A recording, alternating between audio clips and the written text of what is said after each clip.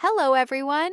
Welcome back to English Story Podcast, the place where we learn real, natural English through stories, conversations, and the little moments that make life beautiful. I'm Hope. And I'm Mark.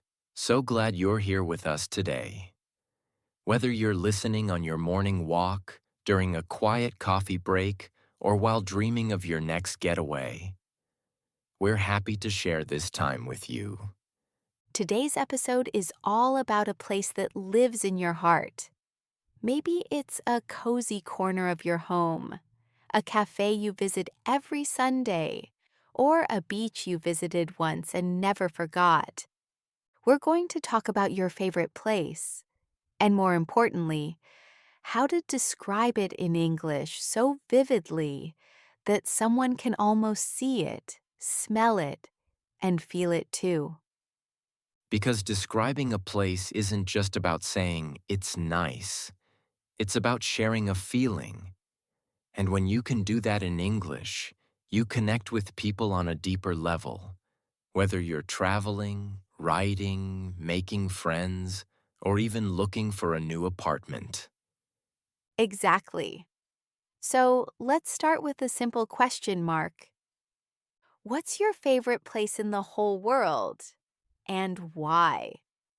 Oh, that's a big question.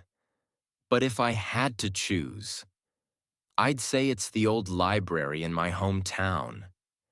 It's not fancy, just a red brick building from the 1920s. But the moment you step inside, everything changes. Tell me more. Well, first, it smells like old books and wood polish. That warm, comforting scent that makes you feel like you've stepped into another time. There's a big wooden staircase right in the center, and sunlight pours through tall arched windows, lighting up dust particles in the air like tiny stars. That sounds magical. It really is. Upstairs, there's a reading nook tucked behind the history section. Just a green armchair, a small lamp, and a window that looks out over the park. I spent so many afternoons there as a teenager, lost in novels. You can hear the pages turning, the soft footsteps of other readers, and sometimes rain tapping gently on the roof. I can picture it perfectly. It's not just a library, it's a sanctuary. Yes, and it's always quiet, but never lonely. There's a kind of peaceful energy, like everyone there is sharing the same secret, that stories matter. Even the librarian, Mrs. Ellis, she's been there for 40 years, always greets you with a smile and says, "Find something wonderful today?" The shelves are floor to ceiling, full of books in every color, and there's a little bell that rings when you open the front door. It's a place that feels timeless, safe, and full of possibility. That's so rich with detail. You use sight, sound, smell, and even emotion. Now, my favorite place is completely different, but just as special to me. It's my art studio, which is really just a small room in my apartment. But to me, it's a whole world. I've seen photos. It's full of color. It really is. The walls are covered in sketches, half finished paintings, and postcards from places I love. There's a big window on the east side, so in the morning, the light is soft and golden, perfect for painting. It smells like paint, coffee, and the lavender candle I always burn. Sounds like your happy place. It is. My easel is right in the center, and my cat Luna usually sleeps under it, a little black and white shadow on the floor. On the shelves, there are jars of brushes, tubes of paint, and a collection of interesting rocks and shells I've picked up on walks. Even when I'm not painting, I sit there with a book or just watch the light move across the wall. It's cozy, creative, and completely mine. Sometimes, when the city feels too loud, I close the door, put on soft music, and just breathe.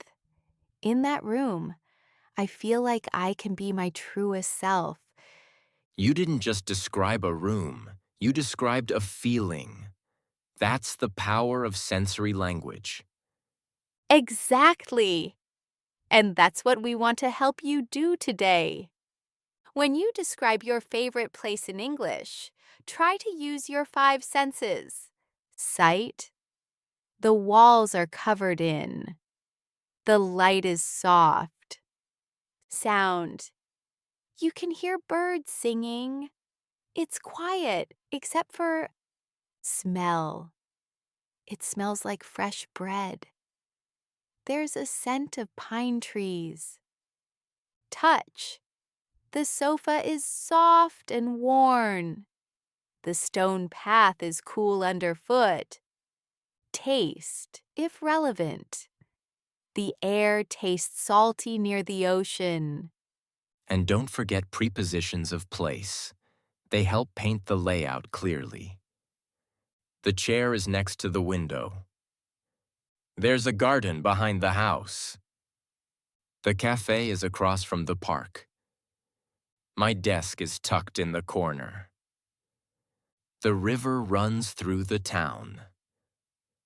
Also, replace general words like nice or good with emotive adjectives that carry feeling. Cozy, peaceful, bustling, magical, calm, lively, serene, charming, hidden, warm, inviting, nostalgic, vibrant, quiet, dreamy. And use these helpful phrases to structure your description.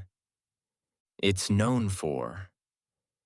What I love most is. There's a feeling of. It reminds me of. If you visit, you'll notice. Now, why is this skill so useful in real life? Let's imagine a few situations. Traveling. You meet someone at a hostel and say, "My favorite place in Lisbon is this tiny cafe near the tram stop. It's hidden down an alley, but the pastries are amazing." They might join you. Housing interview. "I'm looking for an apartment with a balcony, somewhere I can drink coffee in the morning sun." Writing. In a journal, email, or social post. "My village square comes alive at sunset. Children play, old men play chess, and the air smells like jasmine." And in casual conversation, it's a great way to build connection. Instead of I like Paris, try I love sitting by the Seine in the evening. The water sparkles, and street musicians play soft jazz. It feels like a movie. Suddenly, you're not just stating a fact. You're inviting someone into your experience. Let's practice a few more examples together. Imagine describing a beach. The sand is warm and golden, and waves roll in with a soothing rhythm. You can taste salt on your lips, and seagulls call in the distance. A mountain trail. The air is crisp and clean, and pine trees line the path. Every turn offers a new view: mist in the valleys, eagles soaring above. A kitchen. It's always warm in here, filled with the smell of garlic and herbs. My mom hums while she cooks, and the old wooden table is covered in flour. Notice how each one uses specific details plus senses plus emotion? That's what makes it memorable. One more tip. Don't worry about perfection. Even simple sentences work. My favorite place is my balcony. At night, I see city lights, and it feels peaceful. That's beautiful. and completely valid.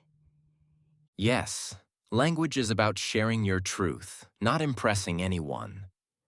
So now it's your turn.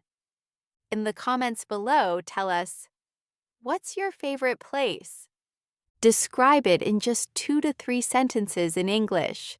Try to include one sense, sight, sound, smell, etc. One preposition, next to, behind, across from. One feeling word, cozy, peaceful, exciting. For example, my favorite place is my grandma's kitchen. It smells like cinnamon and soup, and there's always laughter around the table. I love the beach near my town. The sand is warm, and you can hear waves all night. There's a hill behind my house. At sunset, the sky turns pink, and everything feels peaceful. We read every single comment, and we love imagining the places that matter to you. Your words help us see the world through your eyes. If you enjoyed this episode, please subscribe to English Story Podcast, like this video, and share it with someone learning English. Your support helps us create more real-life English lessons like this one. And remember, your favorite place doesn't have to be famous or far away. Sometimes it's the quiet corner where you feel most like yourself. And that's worth describing in any language. Thanks for being here with us today. Keep noticing beauty, keep practicing English, and keep sharing your world. Bye, everyone.